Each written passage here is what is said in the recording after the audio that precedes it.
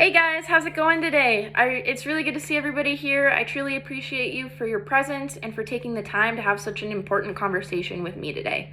I want you to know if that you have any questions, please feel free to speak up, or you can save your questions for after the talk if you'd appreciate a little bit more privacy. I want you to know that my email is also going to be made available to you, just in case if you think of anything when you go home, feel free, shoot an email, reach out to me, I'd be happy to answer. It's important to note that tonight this is going to be a safe and inclusive space, so that means I'm going to keep any information shared from guests to me confidential, so you don't need to worry about anything like that. And if at any point you feel uncomfortable, go ahead and feel free to either leave, or you could just take a breather. It should only take us about 6 minutes to cover our key topics for the day, and if you need it, the door's over there. So moving forward, my name's Gabriela Fonseca. I'm a junior here at Arizona State University, and I'm studying medical microbiology.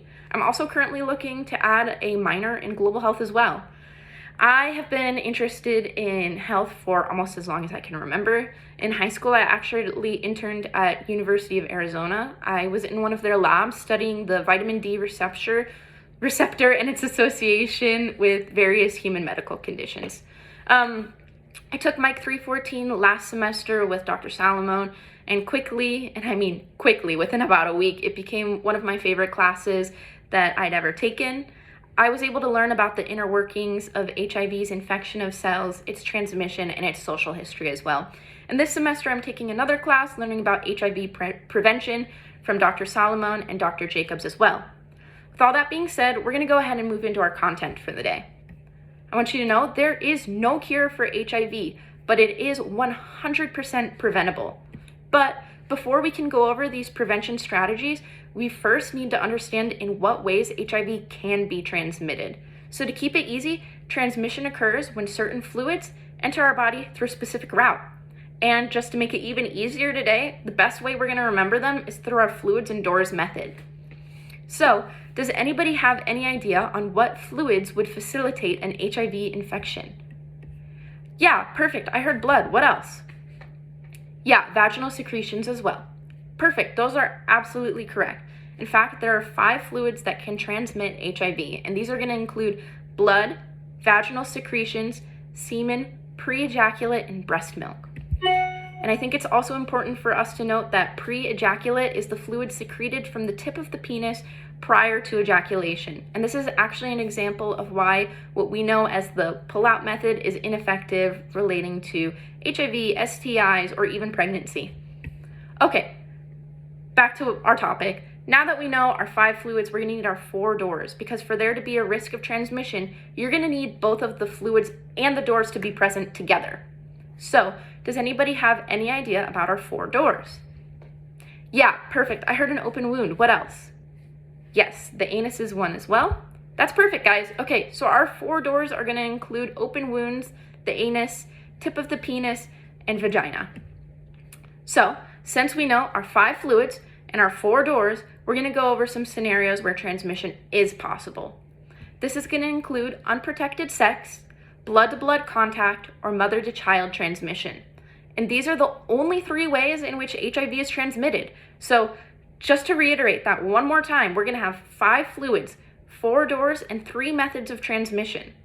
Okay, so we're going to go over some scenarios right now. We're going to list the fluids and doors in each of these, and let's start with unprotected sex. Does anybody have any ideas on our fluids for unprotected sex? Oh my gosh, yeah, perfect. I heard all of them this time. The fluids present in unprotected sex are vaginal secretions, semen, pre-ejaculate, and blood can even be present. All of our doors would include the vagina, tip of the penis, anus, or even microabrasions present as our open wounds in this case. Okay, next we're going to look at mother-to-child transmission. Does anybody know our fluids? Yeah, I feel like that one's a little bit of an easy one. In mother-to-child transmission, it would include breast milk. Anything else? Yeah, perfect. Okay, so blood and vaginal secretions as well. One more time. Mother-to-child transmission, our fluids are going to be breast milk, blood, or vaginal secretions. And our doors for this one are going to include microabrasions in the form of open wounds, either at the time of birth or when the baby begins to teeth as like open wounds on the gums. Okay, so our next one is blood-to-blood contact, and this scenario is specifically going to focus on intravenous drug use. So when needles are shared, blood can remain in the tip of a needle and it can be transmitted to the next recipient intravenously. Okay, now we know our 5 fluids, our 4 doors, and our 3 methods of transmission. I'm going to ask you about some scenarios, and together you guys and I are going to figure out if HIV transmission is possible in each. Okay. So our first one, what do you guys think about hugging somebody who's been outside sweating all day long? Yeah, no, that's exactly right. It wouldn't be possible in this case because sweat isn't considered one of our infectious fluids and we don't have a door present. How about sharing a drink with somebody living with HIV? Yeah, that's going to be a no as well. That's because saliva is not one of our infectious fluids.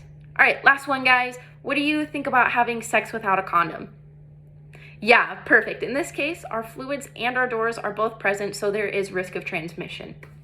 So now that we know how HIV is transmitted, we can also discern how it's not transmitted. And you would think that this would only be important for like keeping each other safe and whatnot, but this is not only important for keeping ourselves and others safe, it's also about being agents of change who can destigmatize what it's like to be somebody living with HIV. All right, that's about it today, guys. Honestly, I want to thank each and every one of you for sticking around and having what can be seen as a really uncomfortable or unconventional conversation with me. I appreciate your interest, your participation, and your time today. And the most important thing that I really want you to take away and remember today is our 5 fluids and our 4 doors. If we know our 5 fluids and our 4 doors, these are going to keep you safe. They're going to protect you and they're going to protect others. So while HIV is incurable, it's 100% preventable. And now I really hope that you guys know how to do so. I encourage you to share this information and advocate for conversations on sexual health and destigmatizing issues like this. Thanks, guys. I really appreciate it. Have a great day.